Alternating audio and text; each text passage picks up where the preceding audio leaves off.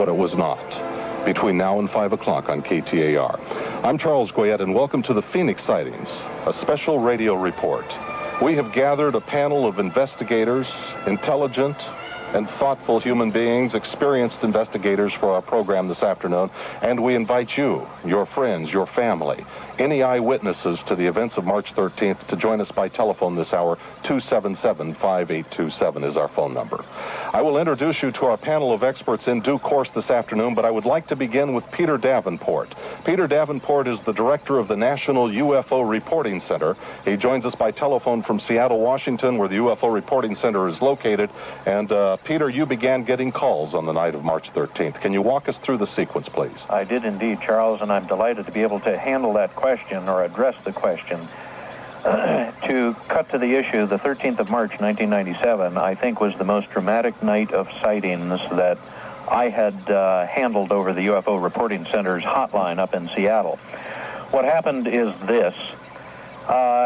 We got a call from a gentleman in Paulden, Arizona, who was out driving, and he saw a group of 5 lights coming from the north-northwest towards his position. He quickly got a pair of binoculars and watched these objects for an estimated 2 minutes. That was the first call we took that night, and the first of what would prove to be several hundred calls over the course of about 2 weeks after that incident. Within a minute of his sighting, we started taking reports from Prescott Valley, then a sighting from Dewey, sightings reported from Chino Valley, from, I believe it's Cave Creek, Arizona, if I'm not mistaken, Wickenburg, Glendale, Phoenix, Tempe, Mesa, all the way down to Tucson, and many other towns I've just skipped over. It was a dramatic sighting. All right, so it is not limited to Phoenix, Arizona. By no means, and one of the cities I quickly passed over was that of Henderson, Nevada. It turns out, in retrospect, I can say with certainty that the object was seen over Henderson, Nevada, just about 21 minutes before it was first spotted in Paulden, Arizona. Also joining us in studio, Jim Dilettoso. Jim is a computer expert, a prominent video and photo analyst of events like this. You've perhaps seen him on Extra, on Unsolved Mysteries, on Sightings, and more. Jim, I know that you and your colleagues have done a tremendous amount of work in triangulating and trying to plot the path of this craft. Yes, there are a number of witness reports that we have. Thanks to Peter Davenport, we have exact time and location of these reports, have contacted the witnesses, and with the help of the Skywatch International Group, which is Bill Hamilton, and MUFON under the direction of Tom Taylor and others, we have built a database of drawings, photographs, and videotapes that we have then created a 3D virtual reality type, if you have, map of the events of that night. So what we've been able to do is reconstruct from the photographic and reported evidence an exact shape of the structure and its location and position at exact places in the valley. Well, if you have done that, perhaps you've been able to reconstruct its size as well. Yes, the size is at minimum 1,000 yards in diameter, a giant V-shaped boomerang object, a string of lights on either side that we would say is 1 mile wide. In studio with us as well, Bill Hamilton, who is the executive director of Skywatch International, has a 20-year record of experience as a field investigator of reports of this sort, including with MUFON, the Mutual UFO Network. Bill, an event like this, if real, cannot have happened without some kind of notice on radar, without being observed by pilots and by the FAA. That's true. However, in the history of the objects that have been seen in the past 50 years or so, some of them have been invisible to radar. And in fact, there's a classic case in which a UFO showed up on radar and they couldn't see it. And then suddenly it disappeared from radar and they could see it. And it would alternate back and forth like that. However, I do remember hearing a report that one of the pilots taking off from Sky Harbor saw this formation of lights directly above him and asked the tower to check and see if they could pick it up on radar. Now, they must have a log of that. They must have a log of that. I don't think that log survives very long. It's just on a tape. And you have to go through quite a rigmarole to request a copy of that particular tape. Michael Tanner is with us as well, investigator of these events for a long time, including the world-famous Billy Meyer case. Michael, I suppose the most common explanation that we have heard about this event was that it was flares. That was a common reaction, but by all the comparing the accounts, in particular, air traffic controllers that surfaced through prior investigation tied into this said without doubt they were not flares. We spoke at length with two air traffic control tower operators who were on duty, first sighting in January that they had, and then the March 13th sighting, where in both cases the entire control tower stood and witnessed these lights, knowing that they were not aircraft that had notified that they were coming into airspace, knowing that they were not flares, were completely disoriented because of the size of the object and the fact that it was not on radar. They're standing in front of their radar screens, seeing it not on radar, and visually looking up in the sky at this huge object. When we continue here on KTAR, we will talk with Peter Davenport, and Peter will share with us recordings of some of the actual reports that he received at the National UFO Reporting Center, recordings of those reports as he received them on the night of March 13th. This is the Phoenix Sightings, a special radio report. I'm Charles Goyette. Bag and tie your garbage and grass. Put that trash in leak-proof bags and tie it tight. It's more than just a law. There are important health and safety reasons for bagging and tying garbage and grass that affect you, your family, and your neighborhood. Bagging and tying your garbage and grass is especially important as temperatures rise. And keep your trash can lid closed. These simple steps prevent the breeding of flies, stops odors, reduces litter, and keeps animals out. Maricopa County and Valley cities encourage you to bag and tie. Want more lush shade and vivid color in your yard this summer? Think Xeriscape. Want less tiring lawn mowing this summer? Think Xeriscape. Want to save money on your water bill? Think Xeriscape. It's the perfect way to landscape in the Valley of the Sun. Xeriscape uses beautiful, low-water use plants, trees, and shrubs from around the world to give you the appearance you want. See your local nursery for desert-adapted plants that will save you time, water, and money. At Stool and Dinette Factory, we got prices you can live with. It's the Stool and Dinette Factory Holiday Weekend No Tax Sale. This Friday, Saturday, Sunday, and Monday, pay no sales tax on any purchase. The Stool and Dinette Factory always has the lowest prices guaranteed on hundreds of dinette sets, game sets, and bar stools in the Southwest. And now, save even more during our Holiday Weekend No Tax Sale. This Friday, Saturday, Sunday, and Monday, find your style. Pick your colors.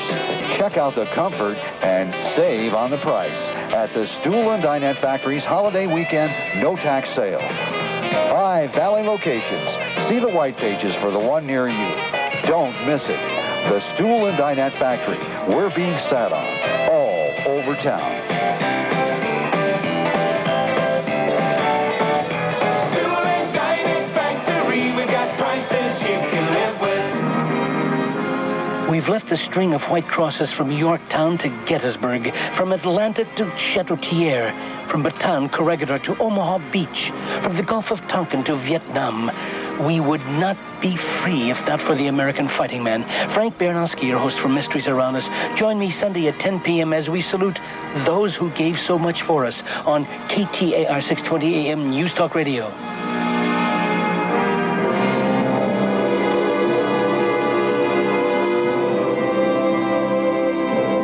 Phoenix Sightings here on KTAR 620 AM News Talk Radio. I'm Charles Goyette. A special radio report between now and 5 o'clock on the event of March 13th here in the Valley of the Sun.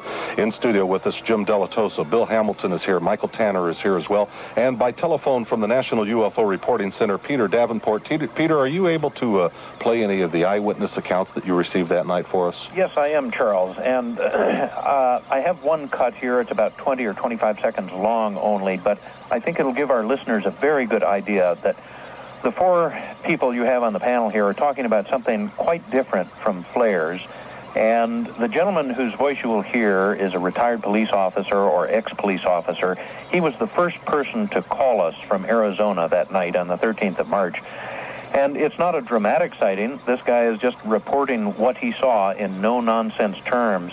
But I invite our listeners to listen to his description of the individual lights, and this will allow our listeners to assess for themselves whether we're talking about flares, some kind of flares, or something quite different from that. Here we go. It's about 20 or 25 seconds long. I look at these things, and there were no blinking lights, none of the blinking lights. And now the objects were not red. The lights were reddish-orange. No blue or green like that. They appeared to each have two red lights. That's why I said it could have been aircraft. Each had two red lights, huh? It appeared that they did. Two red or reddish-orange. Well, that, again, was the first report we took, and that is by no means the only report that we received in Seattle from people who were reporting that each of the individual lights that they could see, in fact, when they looked at them with binoculars, were two lights, not one. So it would be the relatively rare flare that would appear as two separate lights. All right, now, Bill Hamilton, you were an eyewitness as well. The report that you just heard, how does that comport with what you saw? I think it's very interesting because we saw 6 lights. 4 of them were individual lights that were arranged in a diagonal line. And then there was a pair of lights on the left. In other words, there were 2 lights very close together, and they were a very bright amber color. Now, one of the reports that I read, in fact, it may have been, Bill, your report for the MUFON UFO Journal, suggested that at least one witness saw some suggestion that all the lights were attached in one contiguous body. Was that in your report? Yes, it was in my report because one of the witnesses reported seeing this very large object pass between him and the moon, and he noticed that even though he couldn't see a structure there, that the moon turned from white to yellow, like something was interfering with the light of the moon. All right. And, Jim, the video that you showed me showed a string of lights, or the lights in kind of a deltoid or boomerang shape. One of them appeared on the video that you showed me to suddenly come on. It had not been on with the rest of them. Yes, and that was typical of the rest of the sightings, that there would be 1 or 2 lights, and then as time went on, additional lights would come on. Of course, that breeds the question about it being flares. So what we've done is analyze the optical properties of each of the lights. We know what flares look like. We know what airplane lights look like. We know what street lights and city lights look like. So we can analyze not just their brightness, but their oscillation pattern, the way that they come on and off. In audio, that's called ADSR, attack, decay, sustain, release. Looks like an oscilloscope picture of the properties of the light. So we know from computer analysis that these are not flares. And the way that they come on and off and hang motionless also indicates that they wouldn't be flares. Now, Michael Tanner, who in the world said that they were flares to begin with? Well, we had people that called in that thought they might be flares, but early in the investigation, the consideration of flares was heavily debated and pursued. Some claiming in the investigation that they had taken videos of flares down in the test range down the Gila Bend area and had compared them to the videos of the witnesses, and they were distinctly different, although similar in first appearance. Then a reversal took place in the investigation at that level, and all of a sudden we have a conclusion that they're flares. That flies totally in the face of all of the evidence, the witnesses' testimonies, and in particular what Jim has pursued in talking to the makers of flares and those who'd have the authority to put flares up. Maybe, Jim, you could elaborate on that. Yeah, well, we, after doing our optical analysis, we have gotten with one particular person we met was connected with Councilwoman Frances Barwood, brought an optical scientist with her to a briefing that we had at the lab. And I thought, to her credit, that was a good thing to do. She brought consultants with her to analyze the work that we had done.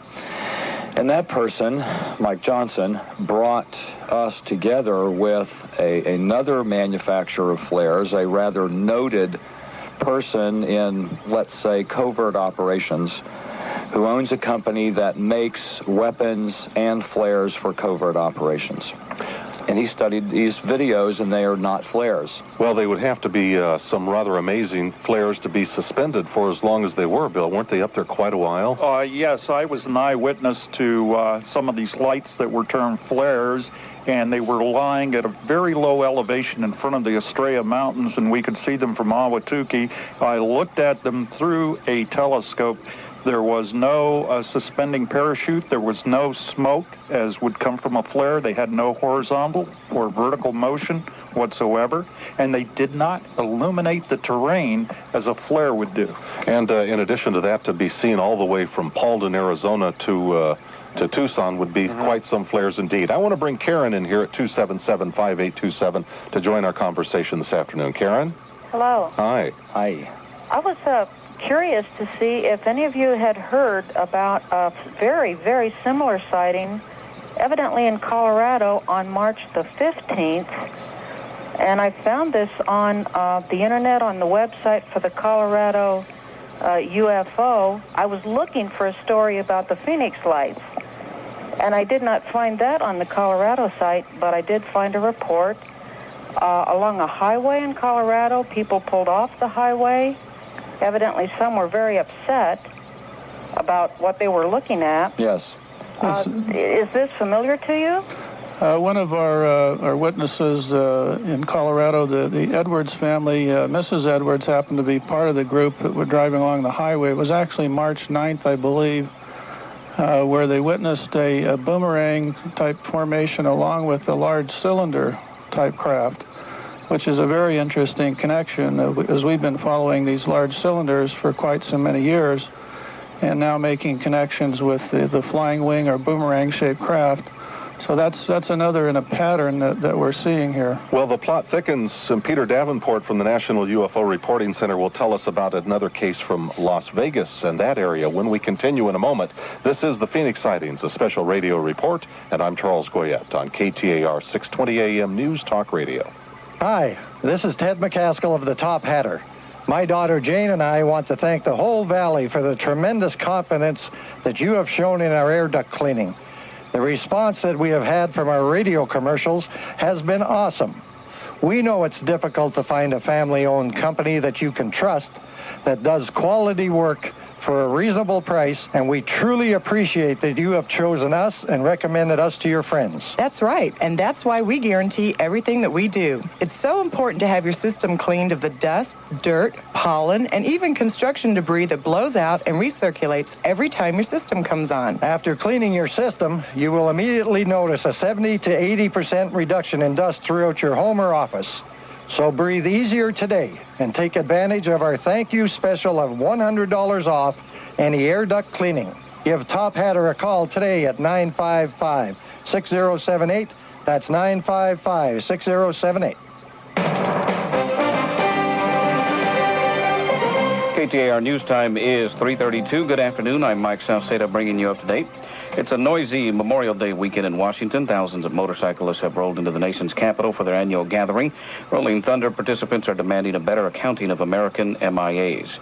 6 people have died after a skydiving plane belly flopped in a field located between Miami and the Everglades. One skydiver was able to bail out before the crash, and he did survive. A smoke detector could have saved them. Fire authorities say 6 people, including 4 children, died in an early morning Philadelphia row house fire. Authorities blame careless smoking for that blaze. U.S. officials say they are ready to evacuate Americans from Sierra Leone if matters get worse. The civilian government in the West African nation was overthrown in a coup today. The State Department says 2 Americans have been injured. You don't want to hear this, but as Phoenix continues to grow, it will only get hotter. Part of the problem is that the nights don't cool off as much as they used to.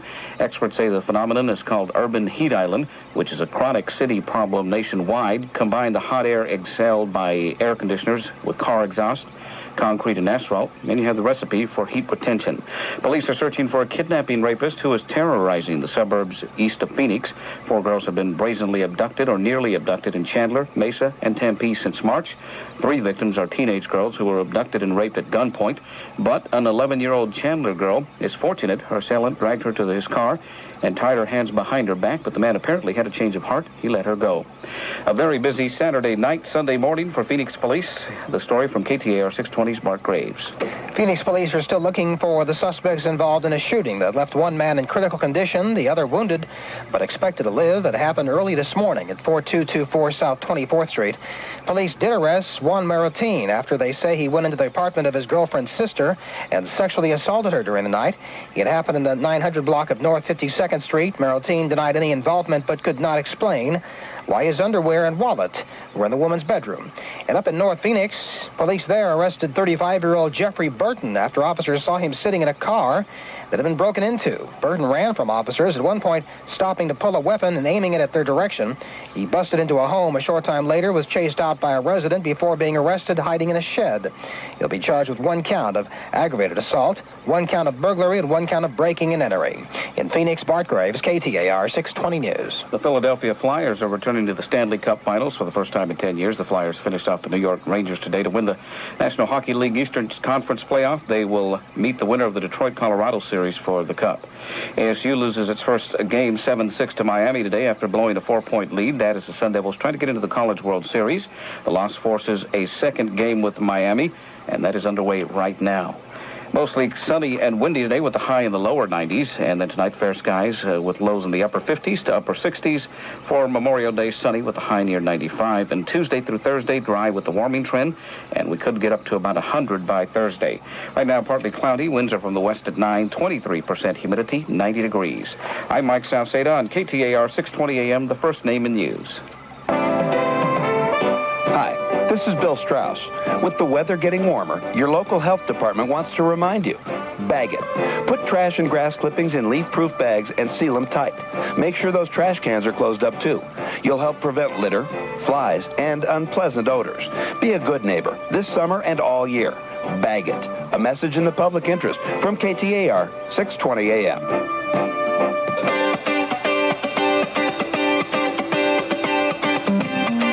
The Great Arizona Weekend continues on KTAR 620 AM. As we talk back to Charles Goyette. To join in, call 277-5827. That's 277-KTAR. Once again, here's Charles Goyette.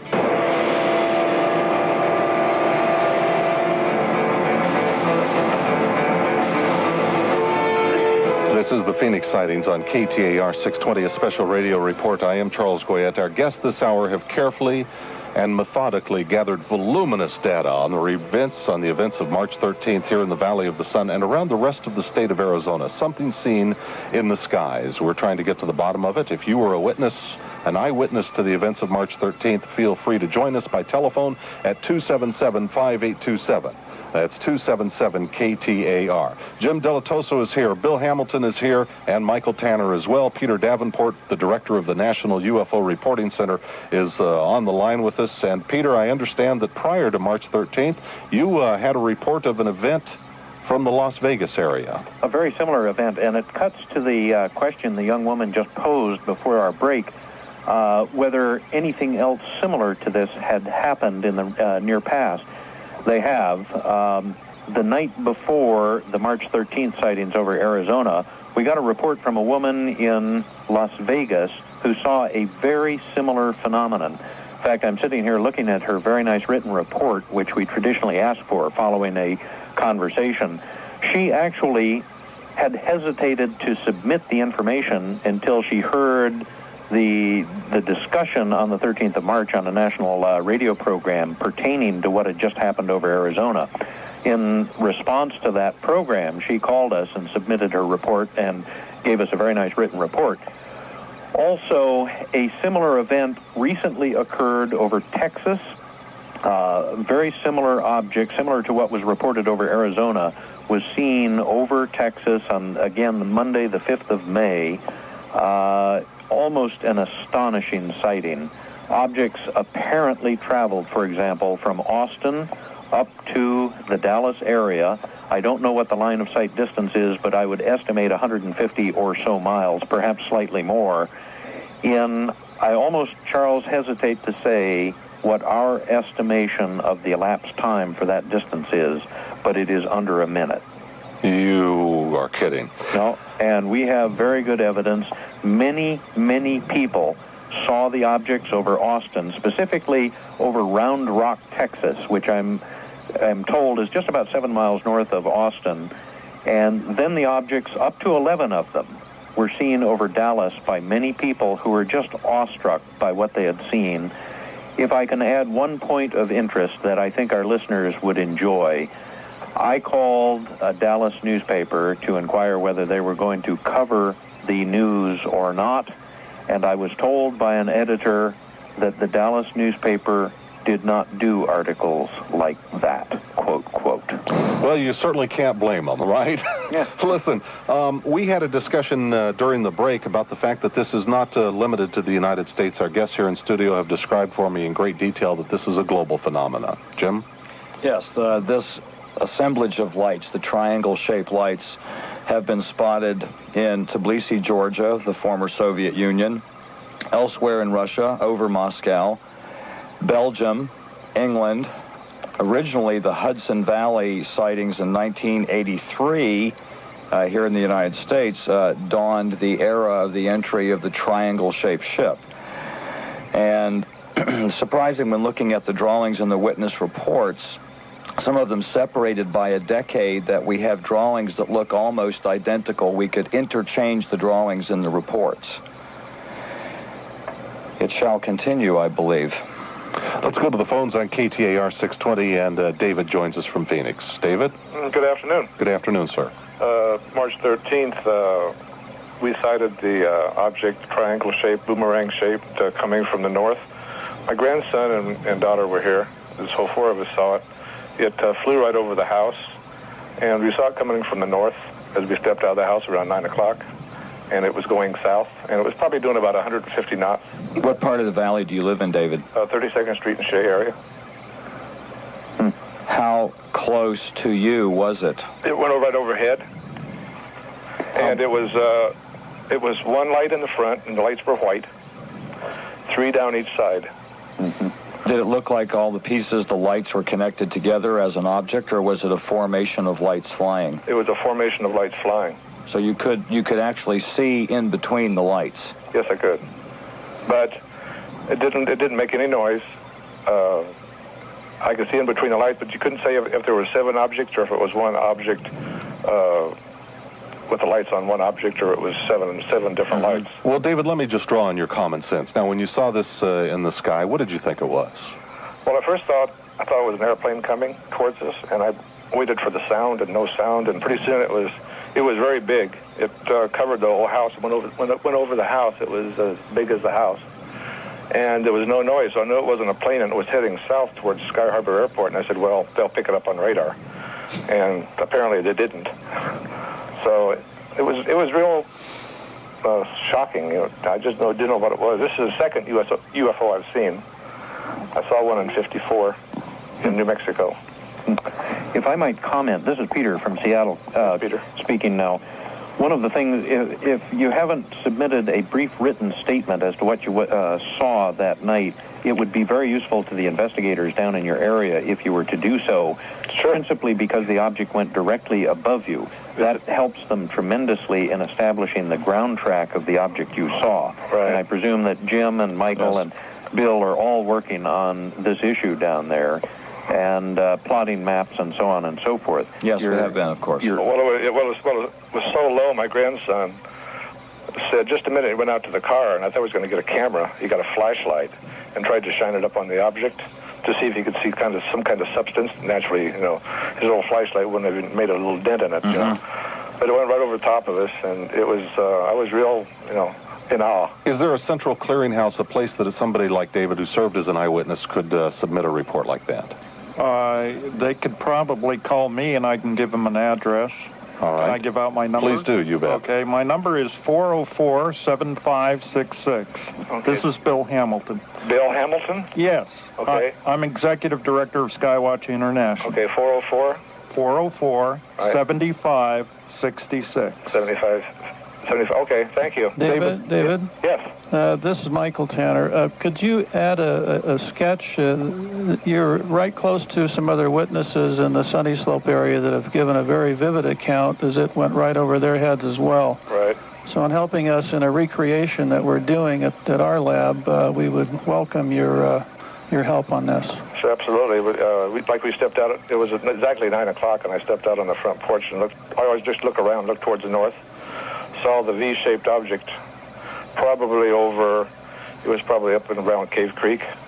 All right, David, we appreciate your call, and if you'll call Bill Hamilton and maybe provide a sketch as well, that would be helpful. Here's James in Tempe next on KTAR 620. James? Hello, Jim and Michael. Hi, how are you, James? I just wanted to add one thing there, if I might, based on your own disclosure of the drawings which you have mentioned, and in reference to our own, my own drawing regarding the one with the three mountains in the background and the four so-called lights and then the two together. I was wondering if you might want to make a comment on them, and it was done, as you had mentioned, on August 13, 1991, and this might be important for those that might have gotten some kind of a visual message to come to the area. Well, that's a very good subject that James brings up. You know, UFO sightings frequently are investigated using scientific and nuts and bolts techniques. We're gathering data using computers, looking at evidence, but also there is a large body of interest from the spiritual or the metaphysical and the esoteric side. For example, are UFO sightings predicted by prophecy, Hopi prophecy, for example, or clairvoyance or remote viewers who go into trance state or dream state and are able to predict certain UFO sightings or say that they have contact with them? And one of the better remote viewers that we have had contact with is our caller on the phone here. I recognize his voice, and we have been able to see drawings that a number of witnesses have made over the years where they're time and date stamped, and they predict major sightings over metropolitan areas. We find it interesting and fascinating that the time continuum seems to be broken in order to be part of the study of UFOs. Later on in our program, Colonel Wendell Stevens of Tucson, a retired U.S. Air Force officer and one of the world's pioneers as UFO researchers, will join us. And speaking of the Air Force, an event like this, the March 13th event that has been described, is so massive, is so large, was seen by so many people that it cannot have taken place without the notice of the Air Force. And we will talk with our guests about that when we continue in a moment. I'm Charles Goyette. It's the Phoenix Sightings, a special radio report here on KTAR 620. Ever consider a job in the construction industry? Rosie, your friends at Quality Block Company and Phoenix Cement sure wish more good people would.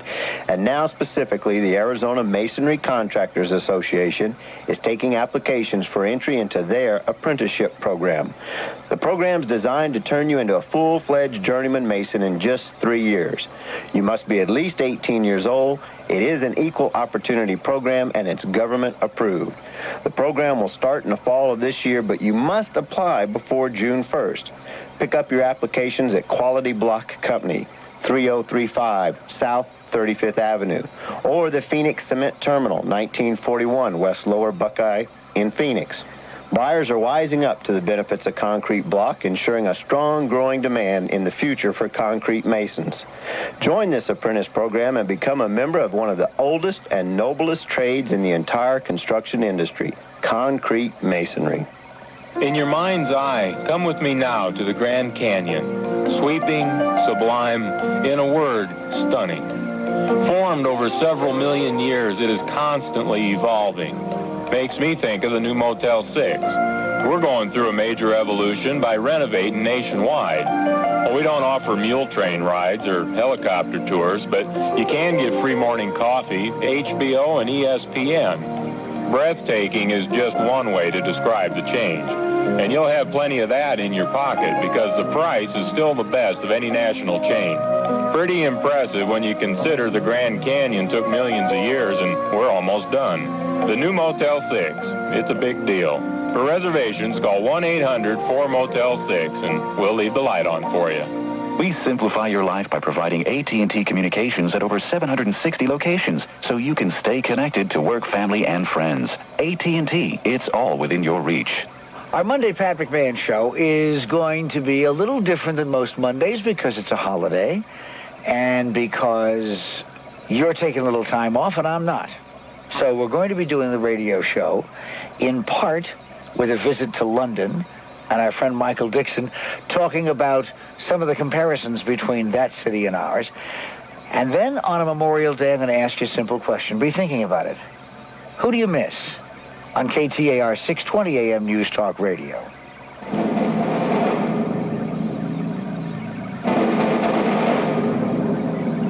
KTAR 620, I'm Charles Goyette, and this is the Phoenix Sightings, a special radio report between now and 5 o'clock as we try to understand the perhaps misunderstood, to explain that which may not be explainable, the Phoenix sightings that took place March 13th over the Valley of the Sun. A number of guests, experienced investigators all join us here on KTAR 620, one of whom is Bill Hamilton. And Bill, I think that it'd be a good time for you to kind of help us make sense of the sequence of events that took place the night of March 13th that apparently was not one event that stood alone. No, it wasn't. At approximately 8:23 p.m., one of the witnesses who was driving northbound towards 67th Avenue in Glendale reported that he had seen this very same formation of lights. He described about 6 or 7 lights in a V-shaped formation. He was an ex-Air Force man. His wife, who was with him, also saw the lights. She was ex-Air Force. They stopped the car. They got out to look at the lights. And he described them as traveling at the speed of a blimp, very slow. In other words, if this was an aircraft of any kind, it was traveling below stall speed and should have come directly out of the sky. And so he was familiar with all types of aircraft, and he said this wasn't like any aircraft he had ever seen. A little bit later, now this particular event, which I described as Event 1, okay, traveled on a vector from the northwest to the southeast and was seen by residents in Scottsdale and south of there, and also by a witness that was hiking around in South Mountain Park. Now, Event 2 happened a little bit later, and about 8:40, 8:45 over on the east side of the valley, and coming from the north on almost the same trajectory was a very large triangular craft with structure, according to the witnesses. This passed over Mesa, it passed over Chandler, it passed over Gilbert. The witnesses in Chandler, there were about 8 of them, had a very good view of this object, and I have a drawing of it. And they saw on the leading edge of the object about 7 lights that they described as about the same color as the lights we saw at 10 o'clock, a kind of very amber color, very bright. And one of the lights detached itself from this vehicle and was deployed into the environment toward the west and came back and reattached or docked. At the exact same point in the structure, or Yes, with relationship to the other lights. Exactly. Very fascinating. And also this had some kind of a structure underneath it because they could see a reflection of the city lights underneath the object, and it had some kind of panels on it. So that's how we know that this object differed from Event 1. Event 3, which we witnessed, were these very, again, amber lights in a kind of a V-shaped formation in front of the Estrella Mountains around 10 o'clock. And then there was Event 4, which is absolutely fascinating. And even though the other events were multiple witness sightings, this had one single witness, but he sounds very credible. And he was a truck driver. He was delivering a load to a cement plant over on the west side in Glendale. He was coming down I-17, and he had seen some lights for a period of 2 hours. But when he came into the valley and he parked his truck, he said he looked up and he saw 2 very large globes that he described as being very similar to hot air balloons in their size, but they had no gondolas, and they were illuminated from within, and they had this, around the equatorial region, had a red pulsing ring.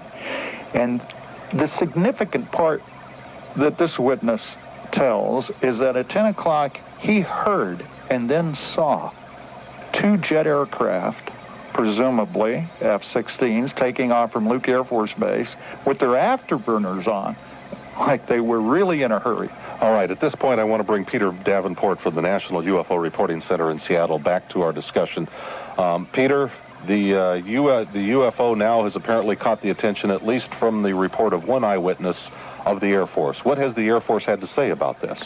Well, I don't know, and Bill, Jim, or Michael probably are in better positions to be able to quote the Air Force or describe the position that the Air Force apparently took following the incident. Yes. But I will report what we received. Friday morning, the 14th of March, we received a number of calls from individuals who reportedly, allegedly, worked on Luke Air Force Base, and who allegedly were witness to an intercept of at least one of the 3 objects that Bill Hamilton has just described. He gave details, name, rank, unit, and a very, very accurate description of what allegedly had taken place. It appears that at least 2 jet fighters, and this is where the story begins to break down, I'm afraid. We were told they were F-15s. Subsequent analysis has satisfied me from my distance that there are no F-15s on Luke Air Force Base, or none stationed there, and certainly none that are on ready alert to intercept anything. But allegedly there was an intercept that took place. Gun camera footage was taken over, again, we were told, over downtown Phoenix. All of this, or none of this, I should say, can I corroborate or certify or pledge to be the case. But the one thing that I do find interesting, and I would invite comment from the other 3 gentlemen on here with me today, is Luke Air Force Base, apparently the day after the incidents occurred, took the position that they had taken no calls whatsoever from the public. Now, I myself called Luke Air Force Base on the evening of the 13th of March. This is on my long-distance phone record, by the way, at 11:40 p.m. Phoenix time, and talked to operator number 5, a very nice young woman who admitted to me that their switchboard had been swamped and paralyzed by calls that night. I also talked to a sergeant who was on duty at a command post. He admitted that they had taken many calls. My understanding is that Luke later took the position they had taken no calls. That clearly is wrong, and if I could make one editorial comment, I do understand that people in the military follow orders. That is their job. I have served in the military for 4 years myself. I know this to be the case. But I do regret having public servants lie to the American people. And that appears to me, from my distance up here in Seattle, appears to me to be the case, and I invite comment from the other 3 gentlemen here today on this matter. Let's bring Kip in with an eyewitness report at this point on KTAR 620. Kip? Yes, I work at a graphic design school that's located on Priest. And we went outside at a break just about 9:15 on that night, that Thursday night. And a student just happened to look up and said, "What the heck is that?" And myself and another instructor looked up, and what we saw come directly overhead was the amber lights. And I noticed that there was this deltoid shape you're talking about, the boomerang shape with a lead light and 3 lights from looking directly above, 3 lights to the left. And then I noticed that there was what I thought was another light on the right side, but lights that were off. It looked like there was like a faint glow, but that there was lights off. What did you think it was when you looked up?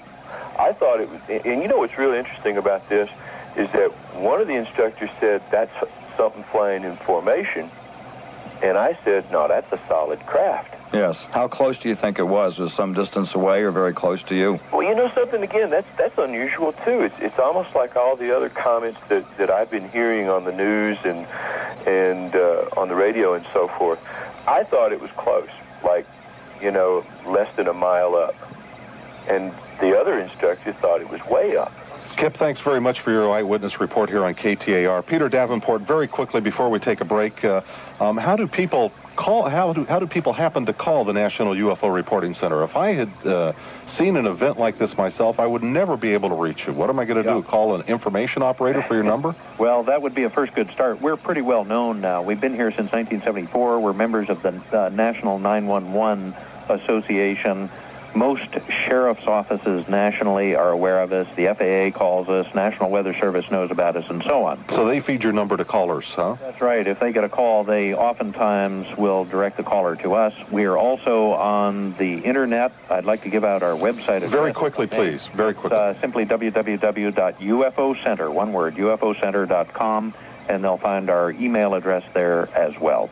The Phoenix Sightings, a special radio report, will continue on KTAR 620. I'm Charles Goyette. Good afternoon. This is Mike Salceda from the KTAR News Center. Here are the stories we are following for you this hour. As Phoenix grows, it will only get hotter. Part of the problem is that the nights don't cool off as much as they used to when Phoenix was a much smaller town. Police are searching for a kidnapping rapist who is terrorizing the suburbs east of Phoenix. The death of San Francisco Bay Area newspaper Harris, drowned last week at Bartlett Lake during a camping trip, is prompting authorities to warn the public about drownings. Coming up, the latest in world and national news from ABC. Accused Oklahoma City bomber Timothy McVeigh's on trial in Denver. Don't wait for the morning paper to read about it. Hear it first on KTAR, 620 AM, Phoenix. KTAR time at the tone is 4 p.m. From ABC News, I'm Chuck Sievertson. A plane loaded with skydivers has crashed near Homestead, Florida. 6 are dead, the pilot and 5 skydivers. One other skydiver bailed out to safety and has told police about the wild ride. She stated that she observed the pilot having some sort of difficulty with the instruments. When the aircraft started to go on a 360-degree turn, counterclockwise, when it came back around, she decided to go ahead and make her jump because she felt the aircraft was in some sort of problem. Metro-Dade Police Detective Pat Brickman on the scene of that small plane crash in a sweet potato field near Homestead, Florida. The FAA and federal safety investigators are also looking into it. Careless smoking on a couch and no smoke detectors are what Philadelphia police believe played a part in 6 fire deaths. A row house fire. 4 of the people killed were children from 11 months to 6 years old. The fact is, when we got here, there was literally no chance of us making any rescues because of the amount of fire. Heavy fire on the first floor, heavy fire and smoke conditions on the second floor. Philadelphia Fire Commissioner Harold Hairston. Grads now have a proper commencement in one town, ones with a memorable senior year. The high school students who spent the most important part of it sandbagging and doing other work in the terrible flood in Grand Forks, North Dakota. Senior Michael Nelson summed it up to the crowd. The class of 1997, as well as the class of 98, did get chipped by the flood. But in many ways, I believe we are all the better for it. Commencement was held at the University of North Dakota because Red River High has been closed with flood damage. Another student says no class has missed more school, but none has learned more. That's a cheap shot, says Congressman John Kasich of President Clinton criticizing Congress for going home for the holiday and not passing a disaster aid bill. Kasich says he's told that the checks are in the mail and all Americans in need of immediate help are getting it. You're listening to ABC News. Would you buy a pair of shoes without trying them on, or a car without driving it? Then why buy a vacuum on blind faith? Hi, I'm David Orrick, maker of the 8-pound Orrick XL Hotel Vacuum, and I want you to take the Orrick Challenge. Try my legendary vacuum in your home absolutely free for 15 days. You've got nothing to lose. Call 1-800-989-4200. 1-800-989-4200. I guarantee you'll love my Orrick XL before you buy it and for years after. On most Saturday nights since 1866, Texans head for a place called Green Dance Hall, Green, Texas. When the band sends a steamy summer night on its way, the place really cooks. But even temperatures up in the hundreds can't stop the two-steppers. Green's has a very reliable cooling system, cold beer, and Hutter ceiling fans. Hutter, building the best since 1886. Every Whisper Quiet Hutter fan is backed by a 50-year or lifetime warranty. Over 300 styles to choose from. This is the 10th year in a row you've heard this on Memorial Day weekend in your nation's capital. A demonstration called Rolling Thunder. Thousands of bikers from the U.S. and around the world heading along Constitution Avenue to the Vietnam War Memorial. Our goal is to pass legislation to protect future veterans from being left behind as prisoners of war in the next conflict, war, police action, whatever the United States government finally decides to call it. Rolling Thunderer, Artie Miller. Postponed until tomorrow. Gentlemen, start your engines. The reason the Indy 500 didn't run today, gentlemen, it's rained too darn hard. I think everybody was just kind of relieved that they saw that the weather was not going to have a chance to race today, but they would have a chance. The outlook is much better tomorrow. Reporter George Montgomery in Indianapolis says it's the first time the race has been postponed in 11 years. Don't go to Southern California if you've got arachnophobia. The experts say the wet winter will lead to a bumper crop of spiders as well as snakes and other creepy crawlers. Even though Sir Paul McCartney has a new album out, don't look for him to hold a concert near you anytime soon. McCartney tells the New York Times the last time he went on the road, it made him think that he needs to get a life. He kept dreaming of his house and garden back home, he says. McCartney's latest album is Flaming Pie. Ex-singer, current Congressman Sonny Bono says he's weighing concerns about family and fundraising on whether to run for the Senate next year. This is ABC News. We know we don't have to remind you that it's allergy season. We know we don't have to remind you how stuffy and congested you feel. We just want to remind you how fast Afrin nasal spray can change that. Afrin clears up congestion faster than Nasogrom, faster than any allergy tablet. When allergy congestion makes you miserable, take Afrin. You'll breathe freely again almost immediately. Afrin works faster. Use only as directed. For the ABC Information Network, I'm Chuck Sievertson. KTAR News Time is 4:05. Good afternoon. I'm Mike Salcedo bringing you up to date. As Phoenix continues to grow, it will only get hotter. Part of the problem is that the nights don't cool off as much as they used to. Experts say the phenomenon is called urban heat island, which is a chronic city problem nationwide. Police are searching for a kidnapping rapist who is terrorizing the suburbs east of Phoenix. 4 girls have been brazenly abducted or nearly abducted in Chandler, Mesa, and Tempe since March. 3 of the victims are teenage girls who were abducted and raped at gunpoint. The death of a San Francisco Bay Area newspaper heiress who drowned last week at Bartlett Lake during a camping trip with her husband is prompting authorities to warn the public about drownings. Many times alcohol is involved, and the victims are not wearing life jackets. None of the tickets sold for the Powerball game last night matched all 6 numbers drawn, and those numbers are 21, 33, 35, 45, and the Powerball was 13, also an additional number 5. And in the Lotto, numbers there, 1, 15, 17, 20, 21, 27. Coming up, ABC Sports. This is ABC's World of Sports. I'm Don Chevrier. 38-year-old veteran Eddie Johnson, the hero of Friday's victory for the Houston Rockets, came through again today in even more dramatic fashion. Johnson's 3-point buzzer beater broke a tie, giving the Rockets a 95-92 win over the Utah Jazz, squaring the NBA Western Conference final of 2 games each. Rockets guard Clyde Drexler says the pressure's back in Utah's court now. Clearly on Utah as it was in the first couple of games. We've regrouped at home, even though I feel like we haven't really played well as of yet. So hopefully Game 5 will be a great game for us all the way around. On the ice, the Philadelphia Flyers took out the New York Rangers in 5 games with a 4-2 win today. Rod Brindamore with a pair for the Flyers, who gained the Stanley Cup Finals for the first time in 10 years.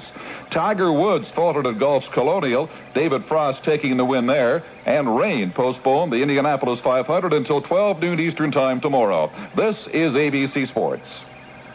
Memorial Day weekend, a time to honor those who've fallen in the name of freedom, a time to also remember others whose deaths were less heroic. In the last 10 years, more Americans were killed in alcohol-related accidents than died in the Vietnam War, and each day more are added to the list. So if you're driving this holiday, don't drink. Better yet, be a good neighbor, be a designated driver. Let Memorial Day be a day you remember, not a day you are remembered. A reminder from State Farm Insurance. Cute baby. Thanks. Where's a camcorder? Oh, I don't have one. Oh, and then get to Sears. What? Now through Saturday at Sears, use your Sears card and get 0% finance charge till January 98 on all appliances over $399. All computers, all digital satellite systems, all TVs over $499, and all camcorders. That means no billing, no payments, and no accrued finance charge till January of 98. Wow, I'm on my way. Regular Sears card terms apply after 0% period. APR 21%, minimum finance charge 50 cents. See store for this option and details. A tough day at the Indianapolis Motor Speedway. Finally, officials had to concede to the elements and set back the Indy 500 24 hours. Defending champion Buddy Lazier was asked if he plans any changes for tomorrow. We probably won't make any changes, but it is going to be a green racetrack, and it doesn't hurt. I mean, it's the more time we can think about it, the better we're going to be. But, so we'll be okay. We probably won't make too many changes, no. It was not Tiger Woods, but David Frost who prevailed at the Colonial Golf Tournament today. Ted Sorrells with a story from Fort Worth. David Frost fired a 67 in Sunday's final round to clinch the 1997 Colonial with a two-stroke victory over David Ogren and Brad Faxon. Tiger Woods, a rough final round, 2 over 72 for the day, including a couple of double bogeys, but he finishes 12 under par. It's the first PGA Tour victory since 1994 for David Frost as he picks up a win Sunday in the 1997 Colonial. Baseball, the Indians over the Orioles 7-6. In 11, Toronto beats Anaheim 4-3. Tigers trounced Texas 13-5. Milwaukee over the White Sox 11-7. Kansas City beat Seattle 4-3 in 11. National League, Pirates beat Montreal 8-6. The Reds over the Cubs by 7-5. Colorado 8, Houston 5. The Dodgers 2, Atlanta nothing. It was Florida defeating San Diego by a 6-2 final score. In the late going, the St. Louis Cardinals lead San Francisco by 9-3. For the ABC Information Network, I'm Don Chevrier. KTAR news time is 9:30 after 4 o'clock. Jason Michaels hit a grand slam home run in the bottom of the ninth to lead Miami to a 7-6 victory over Arizona State and stave off elimination in the NCAA Atlantic Regional today. ASU had taken control of the game on the strength of home runs by Mikkel Moreno and Greg Halverson in the sixth, and Miami and ASU were scheduled to play another game immediately afterwards. That game underway right now, and the winner of that game will go to the College World Series in Omaha starting this Friday. And right now, Miami leads that game 6-4 in the top of the fourth. The forecast for the Phoenix area calls for mostly sunny skies today, highs in the lower 90s, and then tonight fair with lows in the upper 50s to upper 60s for Memorial Day, sunny with a high near 95. And then we're going to heat up possibly up to 100 by Thursday. Right now, partly cloudy. Winds are gusting up to 17 miles an hour, 24% humidity, 89 degrees. I'm Mike Salceda on KTAR 620 AM, the first name in news. 2 seconds is too long. On KTAR 620 AM, News Talk Radio. First, we report the news. Then we talk about it. It's time to talk back to Charles Goyette. To join in on the conversation, call 277-5827. That's 277-KTAR. Now, here's your host, KTAR's Charles Goyette.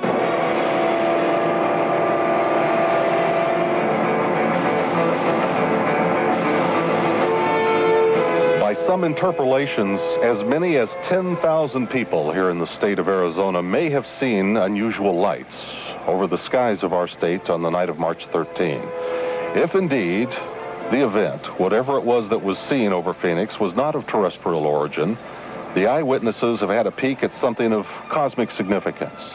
This is the Phoenix Sightings, a special radio report on KTAR 620. I'm Charles Goyette, and joining us for our program, Jim Dilettoso, a computer expert who is experienced in investigations of these sorts. Michael Tanner as well, an investigator of the world-famous Billy Meyer case, and involved in computer recreations of the events of March 13th. Bill Hamilton is here, executive director of Skywatch International, with a 20-year record of investigating cases of this sort.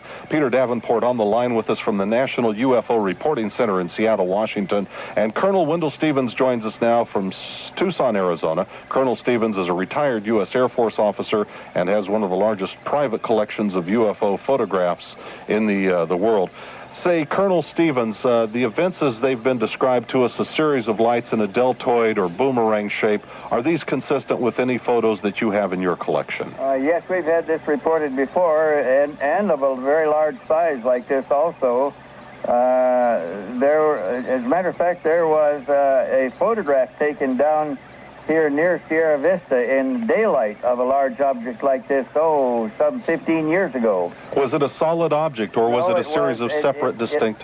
In the daylight photographs, it was 5 round white, looked like glowing clouds in a straight row. They didn't seem to be connected. There didn't seem to be anything connecting them.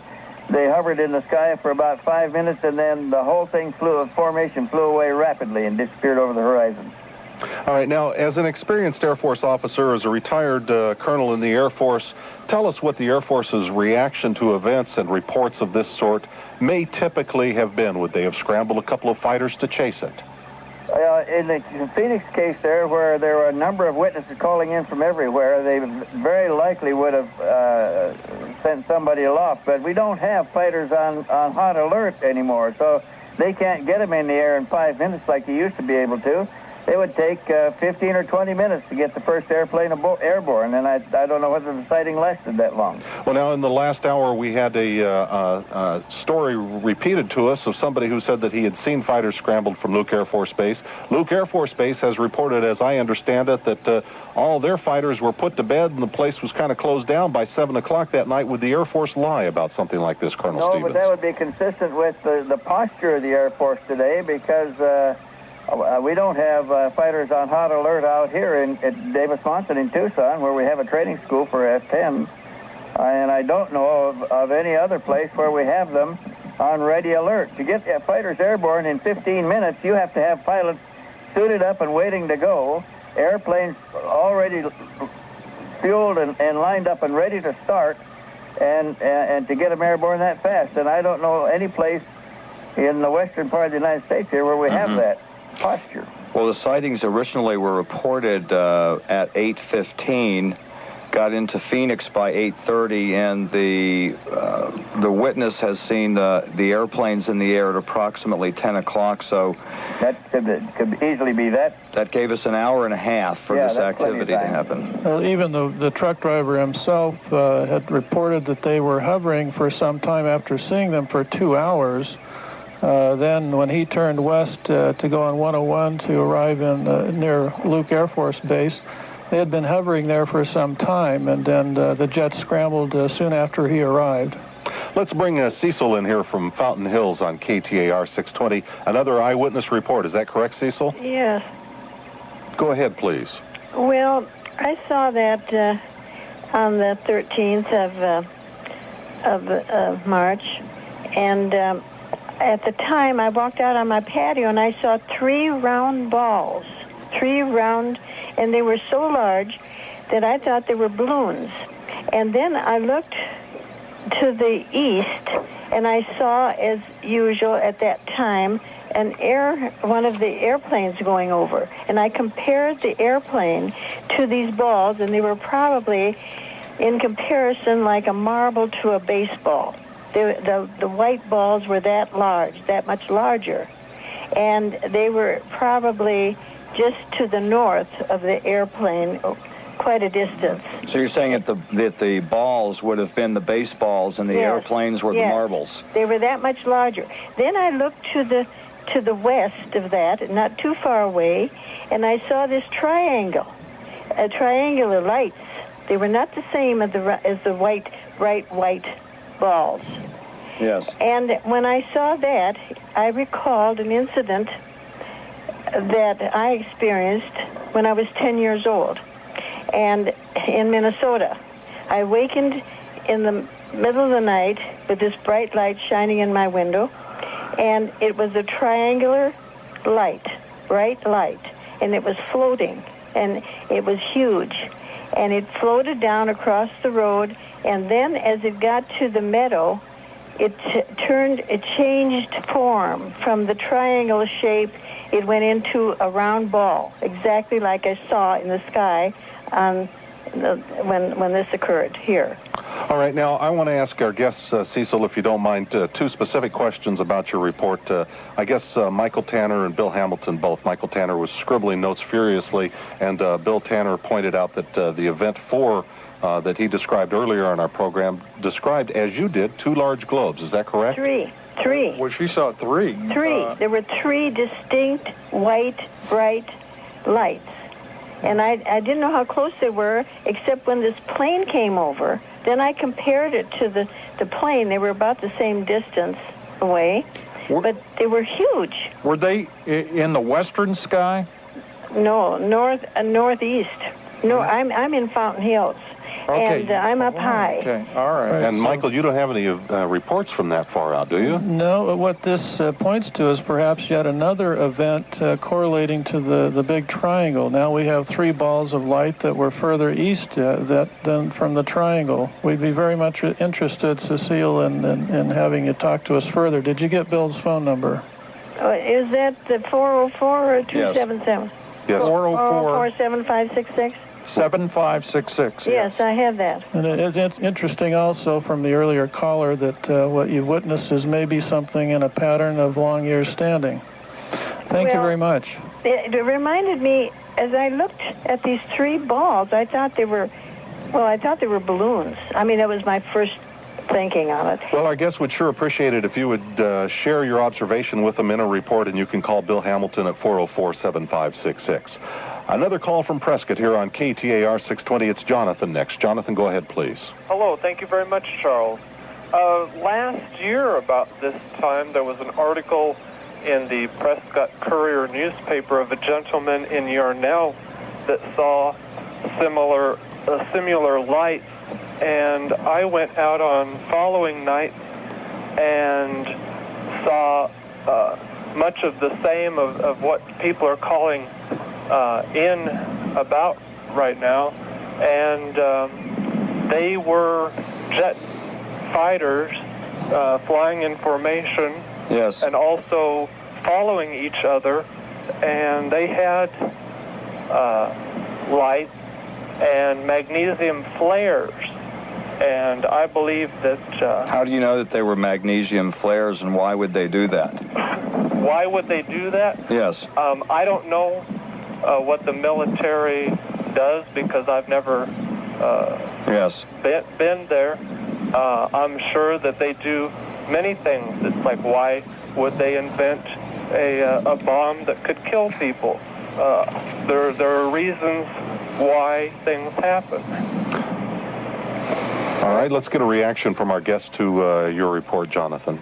Well, airplanes flying in formation in a V formation is also like ducks flying in formation and lights flying in formation. It doesn't mean that they're all the same thing. Just because something is like something that happened before, we can't say, oh, this is an explanation for that. It requires precise scientific examination, starting off skeptically. You know, we don't run into this for fun or for profit. This is not something that we do as a paid occupation.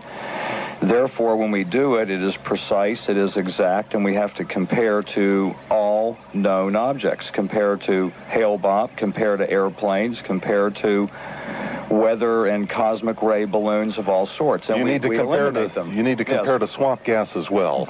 Yes, swamp gas is a very good interview, by the way. You know, I've gotten some of the best responses you can imagine out of swamp gas. I bet you have. This is the Phoenix Sightings on KTAR, a special radio report. We'll continue with our guests and more eyewitness reports. Lou will join us, and we'll talk with John as well when we continue here on KTAR 620 AM News Talk Radio. This is Mel Young. Ever since coming to Arizona 10 years ago, I kept hearing on the local gardening shows about the need to enrich our Arizona desert soils while also decreasing the alkalinity too. Ironite. I kept hearing about ironite from the experts. Ironite is a superior soil supplement because it naturally dissolves salt buildup in our soil, and my wife, the environmentalist, likes that ironite is unlike water-soluble or liquid iron-fortified fertilizers that can wash away. Ironite doesn't do that. Ironite sticks around to strengthen root systems because it's an all-natural blend of iron, nitrogen, and 7 other important minerals that makes life so much easier because ironite won't burn plants. I use it on my lawn, my trees and shrubs, even flowers and vegetable garden. Things are much greener and healthier around the Young's yard with ironite, so if you see yellow leaves on your plants or lawn, use ironite. Your landscaping needs iron. Your plants need ironite. Available at Tip Top Nurseries and Walgreens. I'm 61. We've been married for 21 years. Things haven't been right lately. Our bedroom became a place just for sleeping. My body wasn't functioning the way it used to. It never dawned on me that he was suffering from impotence. We found out that impotence is treatable. It's a health problem that can be diagnosed and treated like other health problems. My doctor told me that most impotence has a physical cause. Stress, side effects of medications, and circulatory problems are some of the most common causes. Living with it, what? wasn't an option for us. We learned about the many treatment options available. The biggest mistake I made was suffering in silence for so long. We both felt better the moment we made the decision to get help. To learn more about impotency or to be referred to a board-certified urologist, call the Scottsdale Memorial Info Line at 481-INFO. That's 481-4636. I'm Bill Strauss.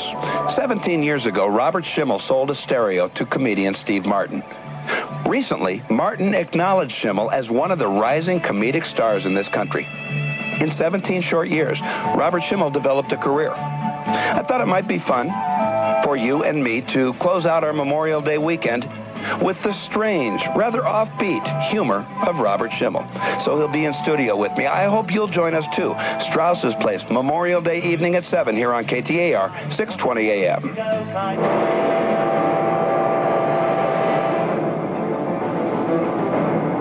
It's the Phoenix sightings on KTAR 620, a special radio report. I'm Charles Goyette. We have assembled a panel of experts, methodical, intelligent, careful, who are gathering voluminous data to recreate the events of March 13th, the sightings in all their forms and manifestations that took place over the state of Arizona. I'd like to take a series of real quick eyewitness reports here on KTAR 620, and we'll start with John in Phoenix. John, what did you see?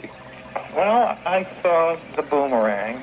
I was out walking around 43rd Street and Osborne in Phoenix, and as I was walking west, and then I turned north. I think it was 43rd Street, and I looked up in the sky and I saw this formation of lights. And at first I thought it was, possibly Air National Guard helicopters. Did you hear anything, by the way? Okay.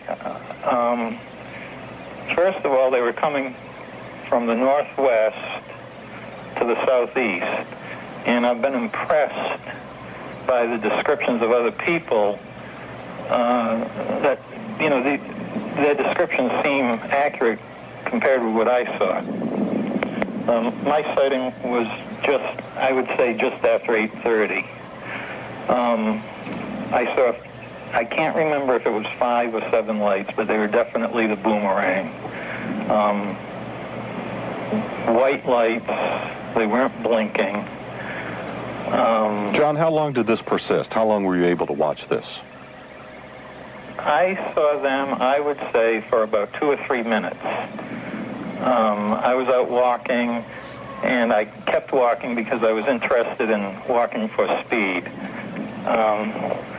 So I just kept eyeing them as they came over from the northwest part of town, and I would say maybe 2 or 3 minutes, and they came right over my head.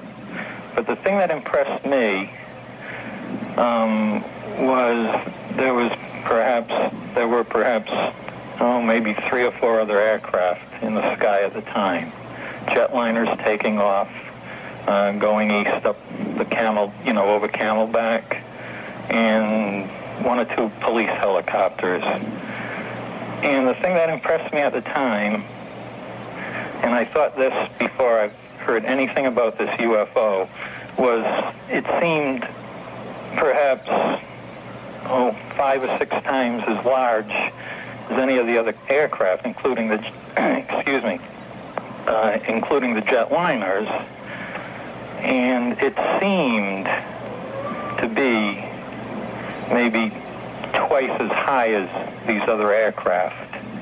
Now, I couldn't estimate how high it was, but it was just a size that impressed me. John, thanks very much for that eyewitness report. Let's bring in Lou next on KTAR 620. And Lou, what did you see? I'm in the same neighborhood that he was talking about, and my brother and I were in the backyard. The planes that he said he saw flying around, we see them every night. Sometimes there are as many as 10 planes up in the air at the same time in all distances. But what we saw was the same thing, the boomerang-shaped thing.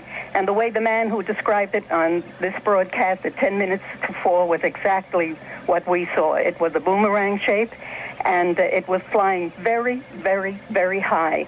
And the lights were just about as small as the stars, and there were lots of stars out that night. And all of a sudden, looking up in the air, the one on the right of the center, the light, there were 3 on one side, 3 on the other, and 1 in the center, just like a boomerang. It moved out of line all of a sudden. And then I came inside to call Channel 3 to see if they knew about it, but they had the automatic phone on, and so I never did get to talk to them. And I immediately went out front to see where it was going. Incidentally, we saw it traveling from the east in a westerly direction, southwesterly, very, very high and very, very slowly. I heard no noise. My brother said he heard a slight noise. But by the time I got out to the front of the house, it was gone. It was nowhere there. Now, Lou, your reaction, please, if I told you those were nothing but flares that night. I don't believe it. It looked like an airplane moving. To me, I thought it was just a very large airplane with different lights on them, because we see them all the time, all lit up. But there was nothing flashing. They were steady lights. But I don't think they were flares. I don't think they were balloons. I just thought it was a very large aircraft. Lou, thanks very much. Gary is next from Sun Lakes on KTAR 620. Gary? Yes, fine. My wife and I observed these lights approaching from the northwest through the valley. We were on Riggs Road and had a totally unobstructed view because there's nothing but desert land there, looking north towards the city. We saw this chain of lights approaching us. They seemed to be much larger in terms of the light source than any aircraft in the sky, even those aircraft that were turning in our direction. So the one thing about these lights that was unusual was that they didn't twinkle or they weren't flashy or anything. They were just like orbs of solid white but very bright light. And as they approached where we were, we stopped our car and pulled over on the side of the road. If you're looking at this formation, a light on the left, which would have been the left wingtip, as it were, went suddenly west. It just turned and went suddenly west and disappeared. Gary, our guests are nodding their heads. That's consistent with other descriptions as well. Yeah, and so, but then they passed overhead. I didn't see any structure or anything, and then they disappeared. So it was very startling. And flares it was not, because I've seen many flares in the military. I was in the military 8 years, so there was nothing like a flare. There was no sparking or no flashing or no illumination of the earth or anything. They were just orbs, I would say, and they passed right through the planes that were landing. Gary, thanks very much for that eyewitness report. When we continue in a moment, I do want to see if our guests can help us come up with something a little more mundane for an explanation. If not flares, maybe a balloon, such as the one that was seen over the valley last week. A large balloon at that, or maybe a secret military experiment. We'll continue. This is the Phoenix Sightings, a special radio report. I'm Charles Goyette on KTAR 620. You had dinner 2 hours ago. You'll be paying for it soon with heartburn. You get it 2, 3, or more times a week. You take an over-the-counter medication, but next day, it's back. Time to see a doctor. Maybe it's not simple heartburn, but something more serious called acid reflux disease. Stop taking chances. Start taking it seriously. Call the American College of Gastroenterology at 1-800-HRT-BURN for a free video about ways to help you live pain-free. 1-800-HRT-BURN.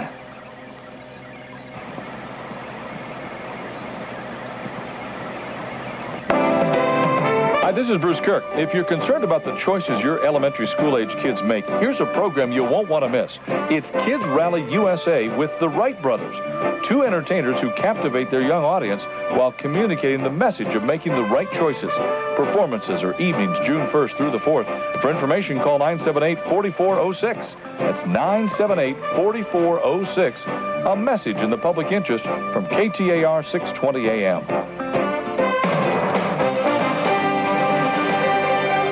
KTAR news time is 4:32. Good afternoon. I'm Mike Salcedo bringing you up to date. A skydiver escaped the crash of a plane that claimed the lives of 5 fellow jumpers and the pilot. The survivor jumped from the plane seconds before it crashed into a Florida field. She landed safely. Throngs of people are gathered in the nation's capital for the Memorial Day weekend. Also on hand is Rolling Thunder, the procession of motorcyclists demanding final accountings of Americans missing in action. United Auto Workers are deciding whether to return to their jobs at the General Motors assembly plant in Oklahoma City. Negotiators reached a tentative accord to end the 7-week-old strike. The 81st Indianapolis 500 is on hold until tomorrow. Rain today forced a 24-hour postponement. In the nation's movie theaters, The Lost World, Jurassic Park, is crushing the competition. Steven Spielberg's follow-up to his 1993 blockbuster is expected to rake in $85.7 million this holiday weekend. As Phoenix continues to grow, it will only get hotter. Parts of the problem is that the nights don't cool off as much as they used to. Experts say the phenomenon is called urban heat island, which is a chronic city problem nationwide. Combine the hot air exhaled by air conditioners with car exhaust, concrete, and asphalt, and you have the recipe for heat retention. Phoenix police are asking the public's help as they try to identify a man found unconscious lying near a West Side canal. The man is described as in his mid-40s, found behind 6549 West Devonshire yesterday. He is described as 5'9", 190 pounds. He was found on a canal road. He's in critical condition today, although police say there was no sign of foul play. He was wearing blue shorts and brown sandals. Phoenix Police spokesman Sergeant Mike Torres says a brown substance was found near the man, which was later found to contain Tylenol and 2 other drugs thought to be a home remedy for pain. If you think you know who this man is, you're asked to contact Phoenix Police. In Phoenix, Bart Graves, KTAR 620 News. Eddie Johnson was the hero for the Houston Rockets once again, this time with 1 basket rather than several. Johnson barely beat the final buzzer with a high-arcing 3-point shot from 25 feet today, giving the Houston Rockets a dramatic 95-92 victory over the Utah Jazz that tied the Western Conference Finals at 2 games apiece. Game 5 is Tuesday night in Salt Lake City, where the Jazz have won 21 straight games. The Philadelphia Flyers are returning to the Stanley Cup Finals for the first time in 10 years. The Flyers finished off the New York Rangers today to win the National Hockey League Eastern Conference, and they will meet the winner of the Detroit-Colorado series. ASU loses its first game 7-6 to Miami today after blowing a 4-point lead. That as the Sun Devils try to get into the College World Series, and they had that lead, but it was wiped out by a grand slam by Miami, and the loss forced a second game with Miami, which is underway right now. And we have, in the 5th inning, Miami leading 4-3, apparently an erroneous score reported before, but right now 4-3, Miami leading that game, and the winner of that game goes to the College World Series. Fair skies tonight, breezy in the evening hours, lows in the upper 50s to upper 60s. And then tomorrow, we will have mostly sunny skies with highs in the mid-90s. And by Tuesday, we could be up to 100. Right now, partly cloudy, winds are gusting up to 17 miles an hour, 24% humidity, 89 degrees. I'm Mike Salcedo on KTAR 620 AM, the first name in news.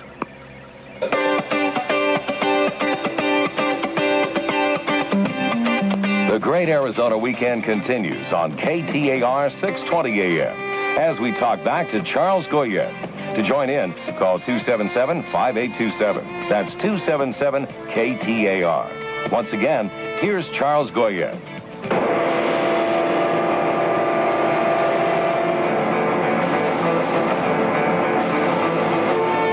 Perhaps there is a more ordinary explanation for the objects seen over Arizona on March 13th. The Phoenix sightings. It's a special radio report. I'm Charles Goyette. Thank you very much for joining us. Let me reintroduce you to our panel of experts here on KTAR 620. Jim Dilettoso is here. Bill Hamilton is here. Also with us in studio is Michael Tanner. By telephone, Peter Davenport from the National UFO Reporting Center in Seattle, and Colonel Wendell Stevens in Tucson, a retired U.S. Air Force officer. Let me ask you both, Colonel Stevens and Peter Davenport, could this be just something as simple as a secret Air Force or military project? Colonel? I don't think so. You know, in 1979, we had an Army senior master sergeant picked up by a delta-shaped object, very large. It was described as large as an athletic field. It was, he said it looked like a B-52 with wing without the fuselage. He saw it so close up that he had to stop his car to keep from running into the underside of this wing overhanging the road. As he was driving, he drove under it and lost consciousness and awakened in his car 75-mile highway miles away and 35 miles as the crow flies on the other side of the Catalinas. But he described it as a solid physical object. It was metallic. It had the 7 lights along the front leading edge of it, as somebody else described. You had 3 on one side, 3 on another, and 1 in the middle. But it was very large size, and took the man, car, and all aboard, and that certainly was not magnesium flares. All right, Peter Davenport in Seattle, though, clearly you must have had reports about military objects that were misunderstood or were not widely known in the series of reports that you've collected over the years. Yes, I agree with that statement. Just in rough round figures, Charles, we estimate that only about 10% of the time that our telephone rings does the caller have anything to, or does the call have anything to do with UFOs. But I agree with Wendell. This does not appear to be, this case does not appear attributable to any kind of military equipment. And on that point, if I could add one aspect to all of that, if the military has sophisticated hardware, and I presume they do, they would not be testing it over downtown Phoenix. They would not be flying it over Sky Harbor Airport and indeed 2, 3, perhaps 4 other airports in Arizona. It doesn't make sense if they have a classified project that they're going to be exhibiting it to the citizens of Arizona. But clearly these things are taking place, excuse me, and this appears to be a classic UFO sighting from our vantage point. All right, let's go back to the phones on KTAR 620, and Mike is holding in Mesa. Mike, you're on KTAR? Yeah, Mike, going once. Yeah, are you there? Yeah, go ahead, please. I was just curious if anyone on the panel there today has any information on what MUFON's official standing is on the events of the 13th. Let's identify MUFON as the Mutual UFO Network. Mike, thanks for your question. Yes. Well, at Village Labs, we collect the reports from other investigators and apply the science tools available to us to those reports. So we collect reports from MUFON, and right now we have 2 different reports from MUFON. One is the official published report by Bill Hamilton when he was the chief field investigator from MUFON, and it's published this month in the MUFON UFO Journal. The report in there, 4 separate events, all being probably UFO related, no apparent position being taken in the UFO Journal authored by Bill Hamilton that these are military aircraft, balloons, or flares. But recently another report has been circulated by the local chapter of MUFON where the claims are that Event 3 is actually flares. Well, we investigated the detail in that report by being in touch with the manufacturer of flares, witnesses at the air traffic control tower at Sky Harbor, and indeed the Air National Guard and Air Guard, all of whom reject the idea that these were flares. In fact, the dialogue that I have had with officials at the Air Guard state that the information in the MUFON report is incorrect, that they never stated that these were flares. So what we as, let's say, the Greek chorus of UFO investigators, we have to do, even though we're in Phoenix, we have to deal with the Phoenix incident as if it's going on totally unrelated to our own hometown. So we deal with both MUFON reports as data that we have to examine both sets of them. Michael Tanner, let me ask you, are you aware that there was an extraordinarily large balloon seen in the early morning skies over the city of Phoenix on May the 22nd, 400 feet by 435 feet? Absolutely. I saw it myself and photographed it.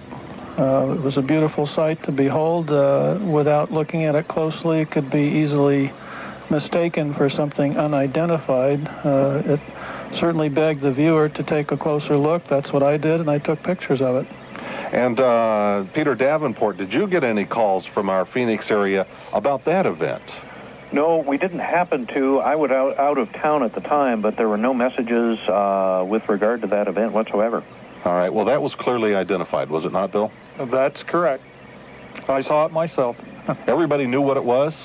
Is there any way that that could have been mistaken for a UFO on close inspection? Not on close inspection, no. Mm-hmm. I think it's an ideal model for our simulation. In fact, I think the Event 4, the description that the truck driver gave of the hot air balloon-like object is actually going to be useful for us in recreating that. And Tim joins us next on KTAR 620. Tim, welcome to the Phoenix sightings. Yeah, my question is, all the people that have done basically the reporting has come from the ground? Very good question. What was seen from the sky?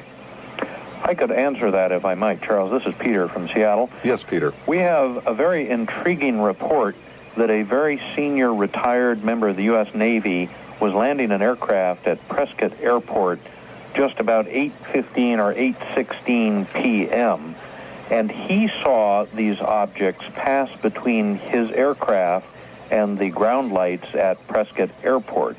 So, and I presume Jim and Michael and Bill and perhaps Wendell may have talked to other people who were in the air as well. Some people reported from the air that they thought the object that they were looking at, and going back to Bill's analysis that there may have been 3 or more events, makes me wonder which ones they were talking about, but some pilots reported that they thought they were at about 9,000 feet, the lights they were looking at from aircraft. Any local pilot reports, gentlemen?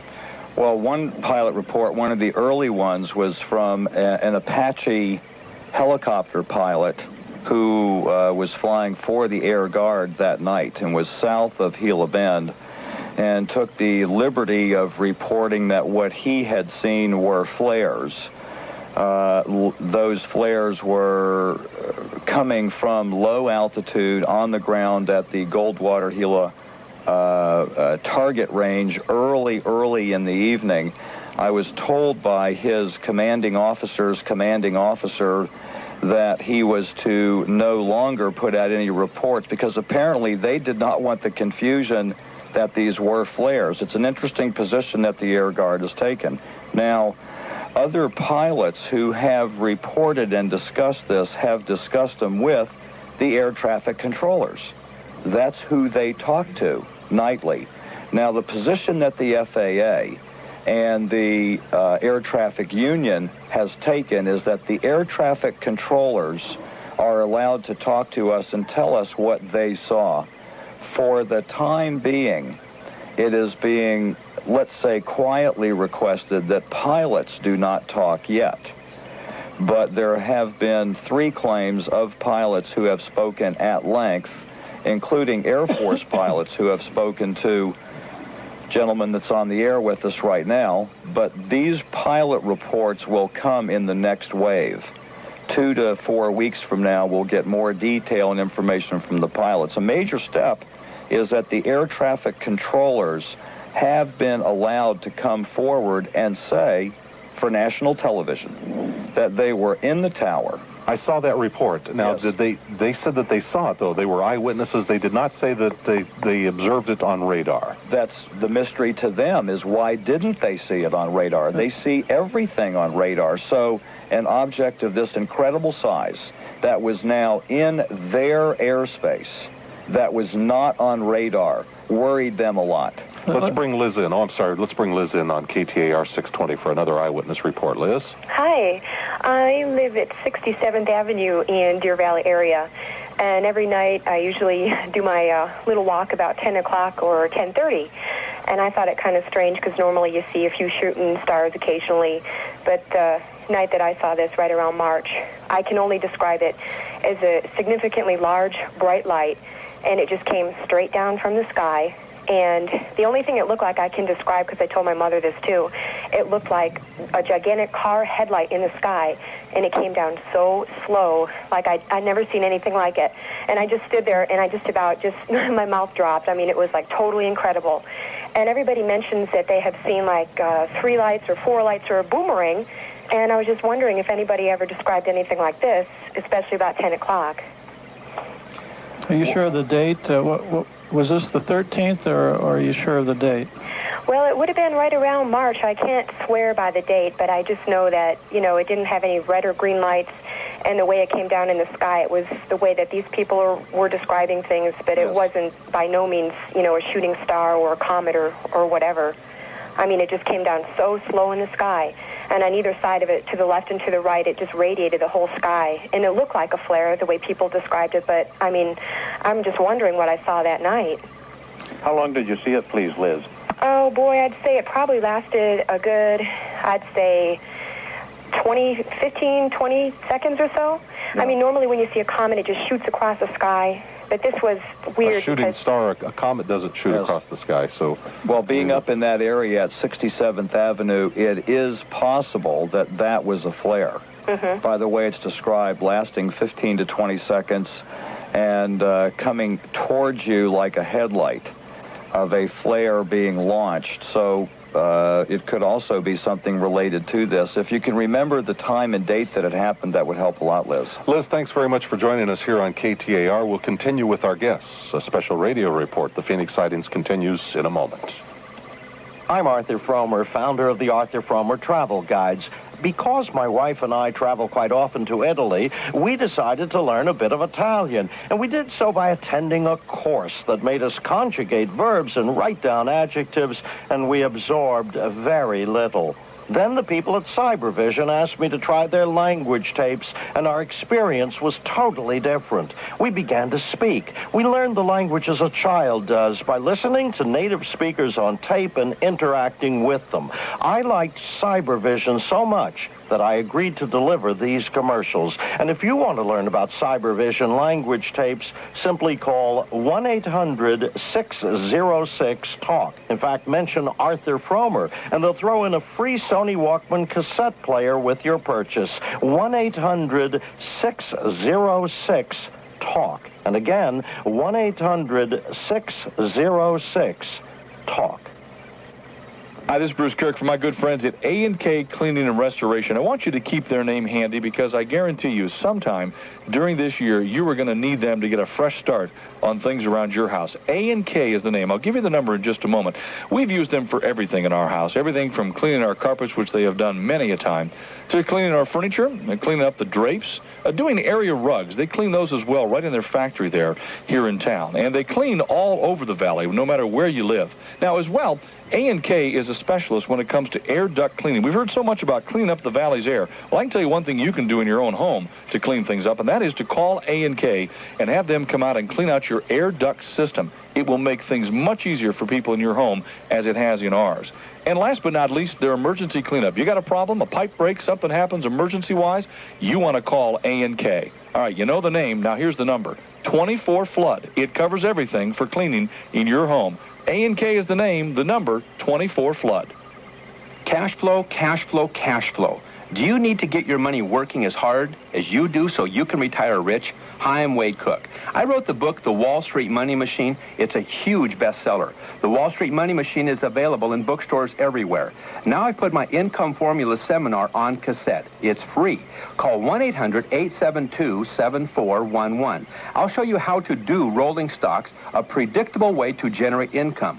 You'll learn about writing covered calls. This Wade Cook formula is explained in detail in the book, The Wall Street Money Machine, and also now on this cassette seminar. Call 1-800-872-7411. I'll show you how to do options on companies doing stock splits. My strategies work. They make money. Call now for the income formula tape, 1-800-872-7411. 11 strategies in all that make you money. 1-800-872-7411. That's the income formulas tape, 1-800-872-7411. We've left a string of white crosses from Yorktown to Gettysburg, from Atlanta to Chateautier, from Bataan, Corregidor to Omaha Beach, from the Gulf of Tonkin to Vietnam. We would not be free if not for the American fighting man. Frank Baranowski, your host from Mysteries Around Us. Join me Sunday at 10 p.m. as we salute those who gave so much for us on KTAR 620 AM News Talk Radio.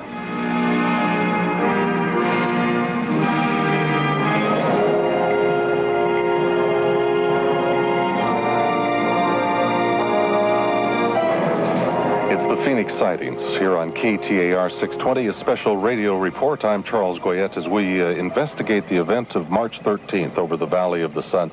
A panel of distinguished experts in studio with us, as well as joining us by telephone. Gentlemen, I suppose the key to understanding much of this would be if we could recover any of the actual radar and tower communications records from the event. Bill, any luck in that regard? Not so far, but I can tell you that as an investigator, we do an analysis based on all the details. And I look for whether the object can be classed as some known object, in the first place, whether it can be identified. If not, then I look at whether its appearance and behavior are unconventional for a flying object, and very definitely these objects were unconventional in their behavior. They flew below the stall speed of aircraft. Normal aircraft would not be able to support a flight at that speed, as described by the witnesses. Let me ask you, Peter Davenport from the National UFO Reporting Center, how the Phoenix event, the Phoenix sightings, compare in size and scope to events that take place elsewhere around the United States? Yeah, very simply, I think it was the most dramatic night on the hotline that I've spent in the almost 3 years now that I've been director. It was a significant event. And one thing I might just comment on here, Charles, it is evident from this program that there are many, many people who are listening to our voices right now who may have seen those objects and who have information which could be very valuable to the investigators in your area. If anybody saw those objects, I would make an appeal to have those people briefly write down what their experience was and get it to Jim or Michael or Bill Hamilton or Tom Taylor, Director MUFON. At least get the information locked in place and get it in the hands of these people who are doing the investigation down in your area. Well, Peter, let me ask you, as well as our guests here in studio, what in the world kind of good will that do? Phoenix City Councilwoman Frances Barwood asked for some sort of Phoenix City investigation. You can gather a lot of data, you can gather a lot of evidence, you can triangulate, you can recreate, and what will you know when you're done that you don't know already? Well, I don't know exactly what we will find. A good investigator doesn't anticipate his results. He collects data, he assembles it, he sifts it, and then he presents it. And that sounds to me as what Jim and Michael and Bill and others, presumably in your area, are doing. The one thing it will do is it will give us a lever with regard to some of our public servants who have elected either to mislead us possibly or remain silent on this fact. I actually would like to take this opportunity to commend Councilwoman Barwood for her stance. I think it's very heroic. I can't think of another circumstance in which a local official has taken on the government and asked for answers. Well, Peter, I want to ask you, though, and our other panel of experts, perhaps there's not much that the city of Phoenix can realistically do, despite Frances Barwood's good intentions, and on a wider scale. Maybe we think that the U.S. government is more powerful than it is, but with respect to an event of this magnitude, maybe the U.S. government is impotent. So calls for senators and congressmen and so on to become proactive in these cases are worthless. That could be, if I can make one more comment. But we live in a free society where our public servants are serving our interests. They should be looking at the same information that we are looking at. And that is the one thing, at the very least, that could be done with these data. But we ask them to give us some kind of result, and there's nothing that the city of Phoenix can provide us. There is nothing, perhaps, that the U.S. government can provide us. That's true, but that's what's been happening. Feet to the fire, and I do have solid reason to believe within recent days that the federal government is much more interested in this phenomenon, not only the Phoenix sightings, but others, than they have let on. Actually, two federal agencies, one, a space agency, has contacted us regularly since this for a flow of information from us to them. A senior official at NASA in Houston, in fact, the director of the Advanced Studies Institute at NASA, would like to have copies of the videotapes and reports and is by no means blocking the migration of data. The interesting thing that has been happening, as I've observed it, is that the town, the city, the village of Phoenix, Arizona, the city officials and the population is becoming more informed about the variety of issues related to the UFO subject. So even if we have no final report from the city to the people, or from UFO investigators to the city to the people, what has happened is that there is a grand awareness of the issues, probably more than in any other city in America where people can talk about it. Well, we're almost out of time, and I would like to take an opportunity here at this point to thank our guests for being generous with their time. Colonel Wendell Stevens in Tucson, who has joined us by telephone here on KTAR. Colonel Stevens is a retired UF Air Force officer, has one of the largest private collection of UFO photos in the world, pioneer UFO researcher. Colonel Stevens, thank you very much for joining us on KTAR 620. We appreciate your presence. Peter Davenport is the director of the National UFO Reporting Center. Peter, let's give the hotline number there, if you would, very quickly. Yeah, it's area code 206-722-3000, and people can also find us on the Internet. On the Internet, Peter Davenport, the National UFO Reporting Center at www.ufocenter.com.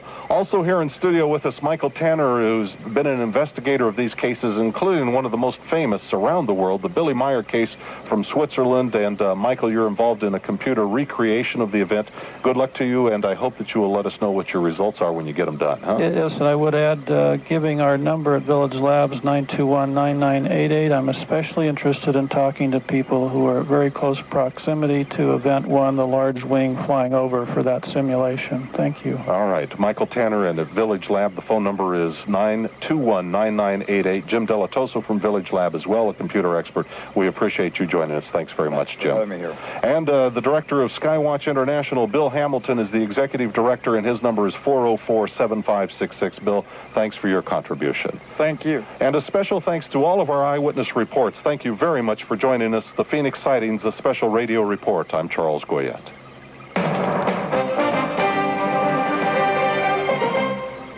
Good afternoon. This is Mike Salceda from the KTAR News Center. Here are the stories we are following for you this hour. As Phoenix continues to grow, it will only get hotter, especially at night. Police are searching for a kidnapping rapist who is terrorizing the suburbs east of Phoenix. An unidentified man in his 20s was gunned down at a Mesa parking lot early yesterday and died soon after. Coming up, we'll have the latest in world and national news from ABC.